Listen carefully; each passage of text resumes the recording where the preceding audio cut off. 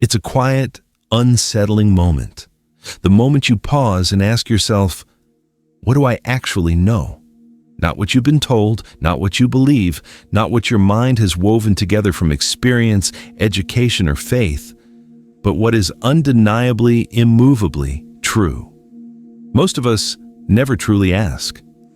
We take reality on loan, inherited from cultures, sciences, religions, and philosophies that, upon inspection, are built on foundations of assumption. We live inside a shared dream, mistaking consensus for truth, mistaking belief for knowing, until something breaks the spell. This is where philosophy begins and ends, not in lofty debate or intellectual posturing, but in the stark minimalist light of cogito ergo sum. I think, therefore, I am. From this single solitary certainty, everything else unravels. All certainties dissolve. All identities, beliefs, and grand narratives are exposed as illusions. What remains is not a system, not a doctrine, but an unflinching confrontation with the only thing that can never be doubted: your own existence. But what if that's only the starting point? What if the real journey isn't about building knowledge, but dismantling it? What if enlightenment isn't about becoming more, but disappearing completely? And what if the life most of us are living isn't adulthood at all, but a kind of arrested development, an eternal childhood disguised as maturity?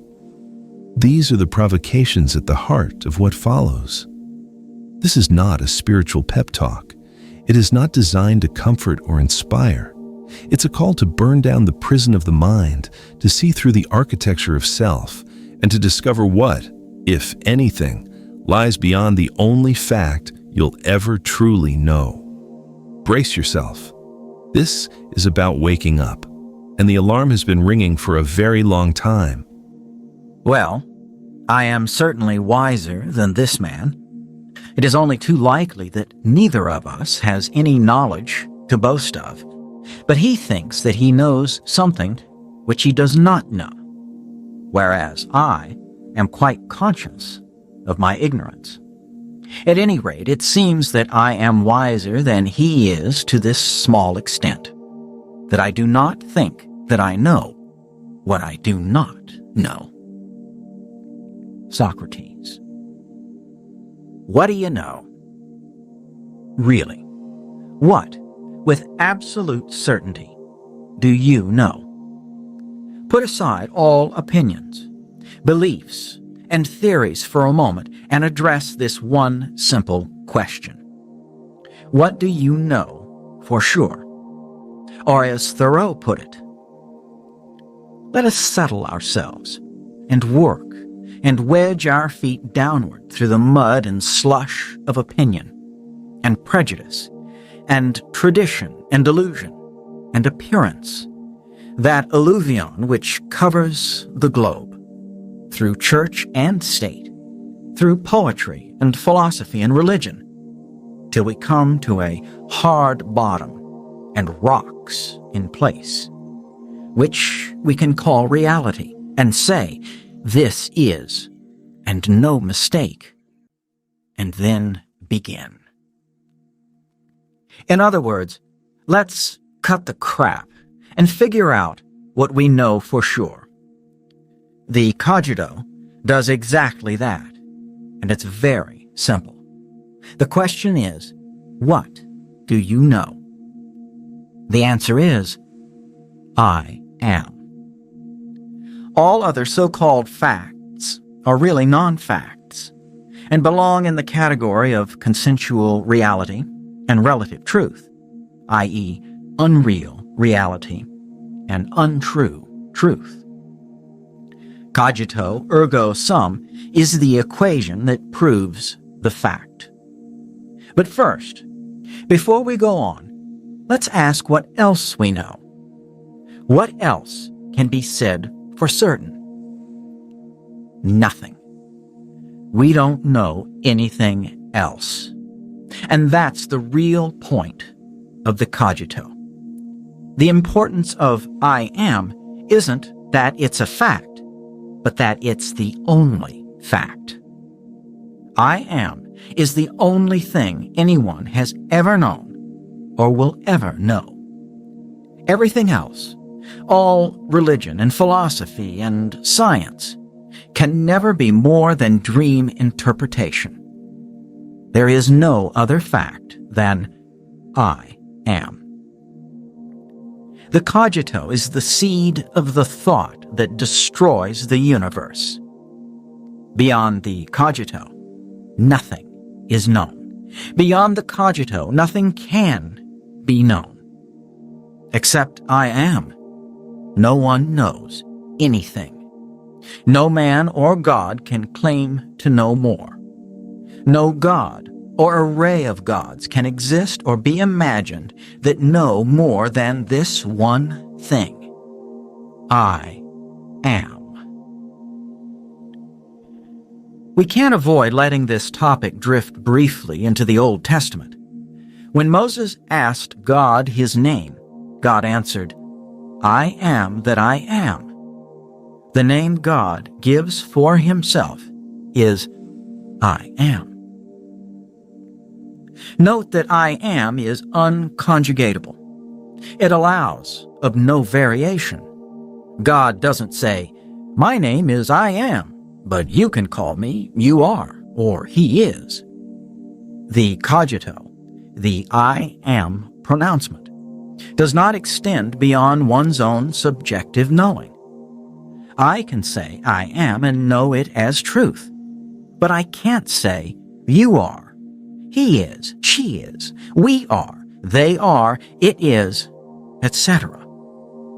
I know I exist, and nothing else. Understood thusly, I am, aka God, truly is the Alpha and the Omega, the entirety of being, of knowledge, of you. The cogito is the line between fantasy and reality. On one side of the cogito is a universe of beliefs and ideas and theories. To cross the line is to leave all that behind. No theory, concept, belief, opinion, or debate can have any possible basis in reality once the ramifications of the cogito have fully saturated the mind. No dialogue can take place across that line because nothing that makes sense on either side makes sense on the other. Everyone thinks they understand the cogito, but nobody does. Descartes himself didn't. If professors of philosophy truly understood the cogito, they wouldn't be professors of philosophy. Alfred North Whitehead said that all philosophy is a footnote to Plato. But all philosophy, Plato included, is rendered obsolete and irrelevant by Descartes. Nothing but the subjective I am is true. So what's the point of prattling on? There's simply nothing else to say. The cogito isn't a mere thought or an idea. It's an ego-eating virus that, if we are able to lower our defenses against it, will eventually devour all illusion. Once we know the cogito, we can begin systematically unknowing everything we think we know, and unraveling the self we think we are. To understand the cogito at the surface level takes a minute or so. To let it devour you from the inside out can take years. Life is but a dream.